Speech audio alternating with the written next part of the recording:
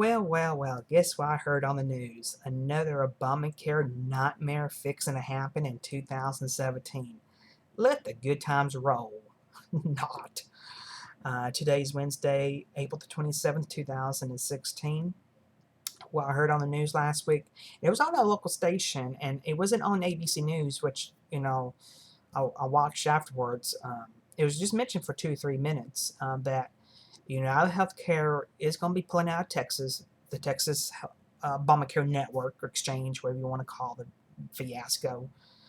Um, and they're going to be pulling out for sure for some other states. Now, I heard this back last year that United Healthcare was kind of thinking about pulling out they were not going to do any Obamacare exchanges at all. Any state or healthcare.gov, but they've made it official that Texas and Florida and some other states they're not going to do it at all.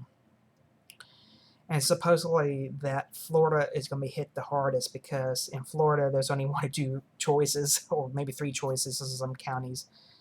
And they were saying some counties in Florida only has two. So once United leaves, it only leaves one. And I bet you $5 it has to be Blue Cross. They're a big player down there somewhere, down in Florida. So basically, what they're going to do is they're going to dump their Obamacare customers. That's exactly what's going to happen, because you can't, if they pull out the exchange, you can't keep it. So you lose your subsidy. Even though if you did sign up through healthcare.gov or the state exchange, if it's not offered again, you still can't keep it, even though if you don't have any subsidies attached to it. What a nightmare this is creating. What a joke. Supposedly, United Healthcare supposedly is losing too much money. I don't know if that's really true or not. It's definitely, I don't think it's true at all with Blue Cross Blue Shield, actually. It was an article on the internet that Healthcare Service Corporation, who owns Blue Cross Blue Shield, they own Texas, Oklahoma, New Mexico, Montana, and Illinois, which Healthcare Service Corporation is out of Illinois, which this big giant company is tax exempt, non-for-profit, and they're sitting on $9.5 billion with a B, $1 billion in reserves. In reserves. That's before the net operating income or any expenses or anything. That's in reserves. And I'm going to see if I can try to find the article again. And they're saying that their tax exempt status needs to be yanked for that, because that's not justified. That's beyond profit. They're acting like a for-profit company. And they were saying, how can any of these Blue Crosses, any states justify rate increases, premium increases when they're sitting on that much cash? $9.5 billion with a B, $1 billion in reserves. And I think the CEO, before she retired, I think she walked away with $10 million in cash, and I think another 11 severance or something like that. So I think in total like $20 million where she walked off with when she retired. Somewhere around that, somewhere. As a not-for-profit company, I don't think, no way that should be paid like that. Because here in Texas, they really don't have to justify rate hack increases at all, really. They don't. So I was wondering, well, how can they justify to the Department of Insurance why they were yanking PPOs off the market then? If Blue Cross which is owned by Healthcare Service Corporations, is sitting on $9.5 billion in reserves. The claim is for a rainy day fund, supposedly when the insurance company gets into trouble, which I don't believe that's true at all.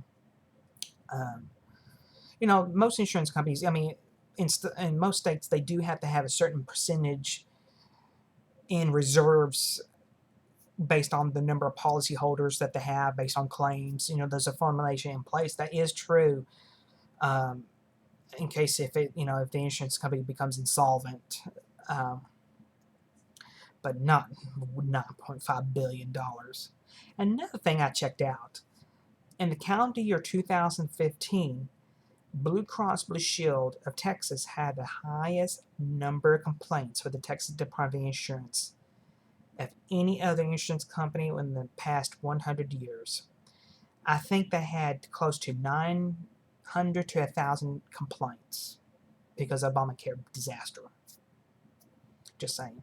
And I think normally they have like maybe 200 to 300 complaints. And Texas is a pretty big place, and they do here in Texas they do operate in every single county. Um, and believe it or not, I think it was 10 to 15 years ago that the Attorney General was trying to take the tax exempt status away from them before they were bought out by Healthcare Service Corporation when they were actually owned here in the state, because they were sitting on large piles of cash. But people's rates would just keep going higher and higher and higher. I can't get off track here, but I honestly do believe if United's pulling out in 2017, I can bet you other insurance companies going to follow. And I think this is just going to get worse. I think this just turned out to be a big nightmare that we can't get out of. Also, a trend is happening is I think Cigna still calls it a PPO or exclusive PPO, but Aetna changed it to like a very exclusive PPO. I don't know about United. Like I said, they did not offer United in my particular county, but I did check Dallas County, and to what I understand, it was like It was kind of like a mixture of PPO and HMO, kind of mixed in together. Their plans were kind of designed as, yeah, you can go see a specialist, but it'd be like $100 copay. But if you had a referral, it'd be like $30. So, no referral, higher copay, with a referral, low copay. Something like that. But I think their doctor's network was kind of small, but the hospital network was pretty big. And then this year, in 2016, but here in Texas, in my area, what I have noticed what hospital systems are doing is they're not taking Obamacare plans. That especially affected me big time with the Presbyterian Hospital System. First, they're stating they were not going to take any Obamacare plans, but the very last minute, back in December or November, that they were going to take Blue Cross Blue Shield only. That's it, and that's one of the main factors that that I chose Blue Cross, because that's one of the best hospitals around here, and a really decent place, and I really like them. And then Baylor, which Baylor Scott and White has their own health plan now, and they don't take Blue Cross, which is ironically, they don't take Obamacare Blue Cross, which back in the 30s they were kind of starting out with each other. One of the members of Baylor healthcare system kind of went to Blue Cross and created a hospital system plan for teachers or something like that, because it was part of Baylor University. And then UT Southwestern here in Texas hospital system, I don't know how many hospitals they own. Maybe one or two. They don't have no Obamacare plan at all. None. And that was on the news, and they were being criticized because of that. And I'm like, well, fine. If you we'll take no Obamacare plans, let's yank your Texas exempt status away from you. Make in non-for-profit status. Let's yank that away from you and make you for profit. That's what they're doing, really.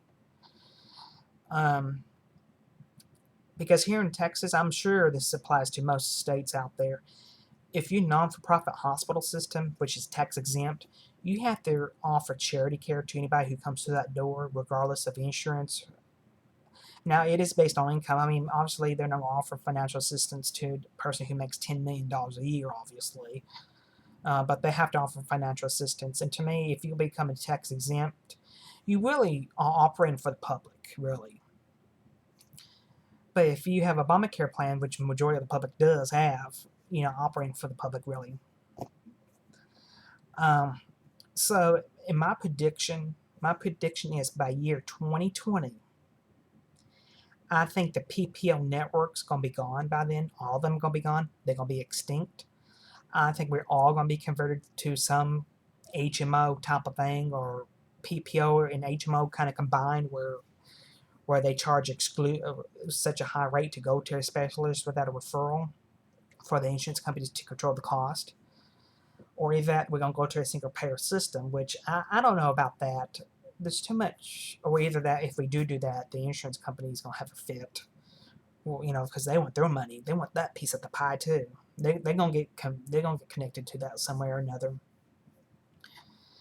And I can bet you $5, 50 years from now, we're gonna be looking back into this and saying, how in the hell did we let this nightmare happen to our country? It is true. It is true that Obamacare has limited access to people to care. That's true in my case. In the good old days back in 2015, I could have went to any hospital I wanted to with Blue Cross. That's not the case anymore. Not the case. And when Obamacare hit back in 2014, a lot of states had that problem. A lot of states, I think more like New York, had that problem too. Um, and you know what? Blue Cross wanted this Obamacare business. They sure did. They heavy advertised for this back in 2013, 14, and 15. Well, not this year, actually. I take that back. They didn't really advertise for this Obamacare year. But they did start heavy advertising open enrollment into 2013 and 2014 on the TV nonstop, the radio nonstop, newspaper, on the internet nonstop, just nonstop. So they knew what they were getting themselves into.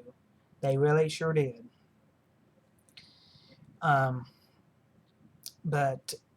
I honestly think that this is a nightmare that we can't get out of. We can't get out of or awake from.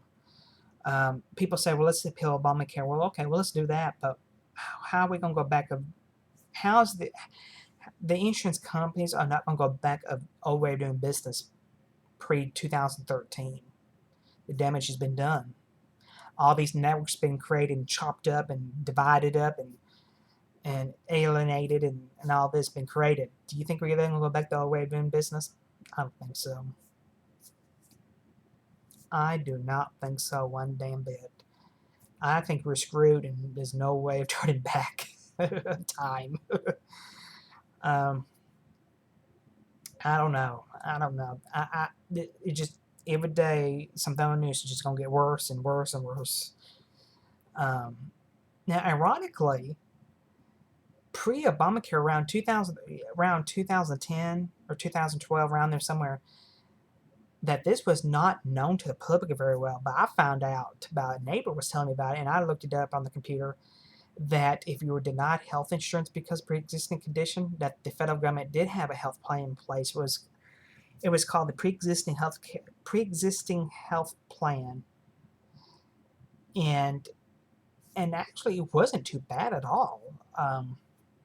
Premium rise or anything like that. I think it was around to that time frame, but it wasn't really heavily advertised. But you did have to be denied from the insurance company. I'm gonna see if I can find. I think the website doesn't work anymore because Obamacare got kicked in and everything. But you did have a choice of a high deductible plan or a low deductible plan. That was basically it from one insurance company, which is really GHAW, government employees health insurance plan, GHAW. Ironically, that's what my grandma has because her husband worked for the federal government, because that's why I recognize GHAW from.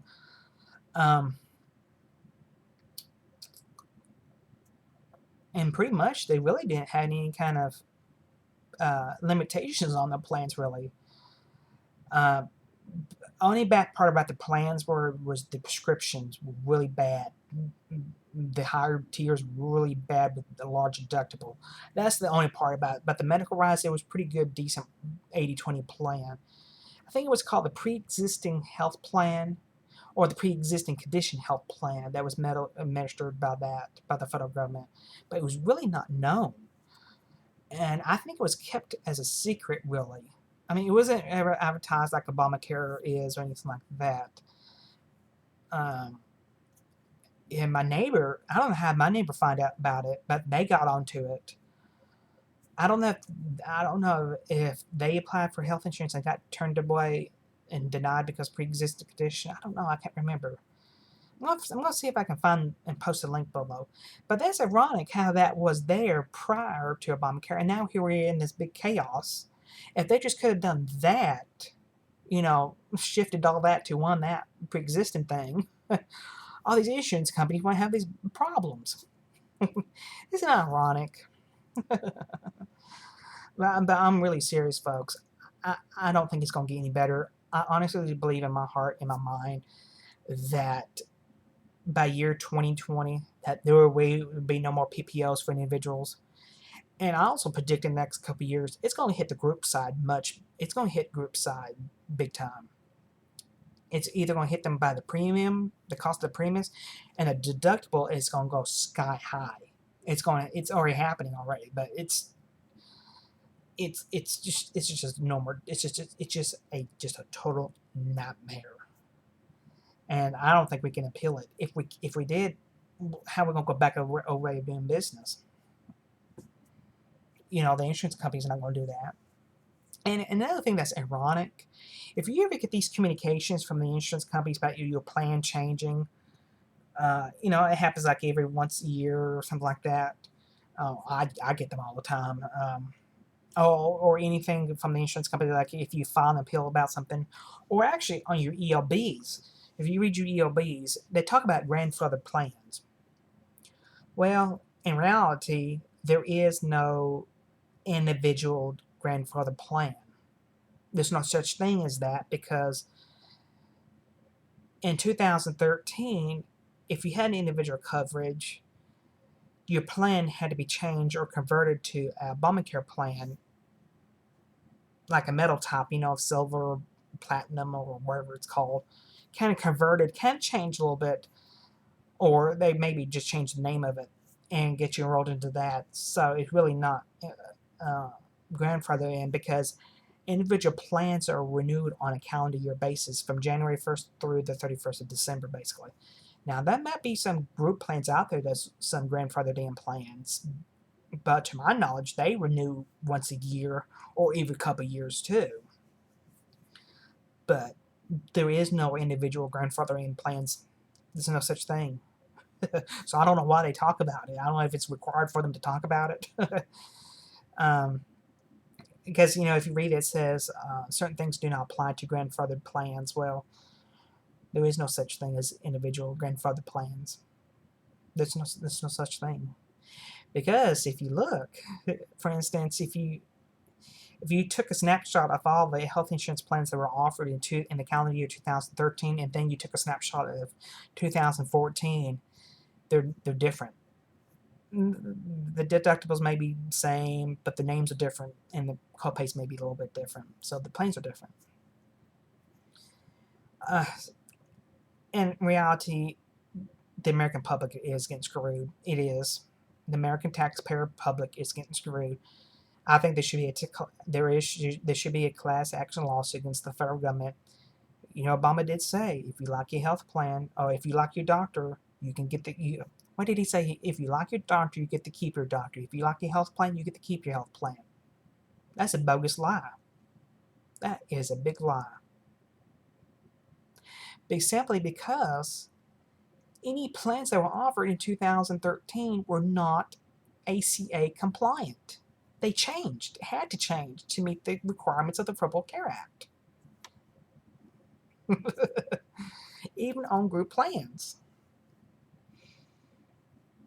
What a disaster, folks. I don't know what people do. Either people can't afford it because the damn premiums just keep going higher and higher and higher and higher and higher, and the deductibles keep getting larger and larger and larger. I don't know. I'm just letting y'all know this is just a nightmare. If you ever get any mail from an insurance company, you better read it, because it might be a cancellation notice, and some people do not read the mail and find out next year and try to use your insurance and don't work. Please share your comments about this, or post it below. Talk to you later.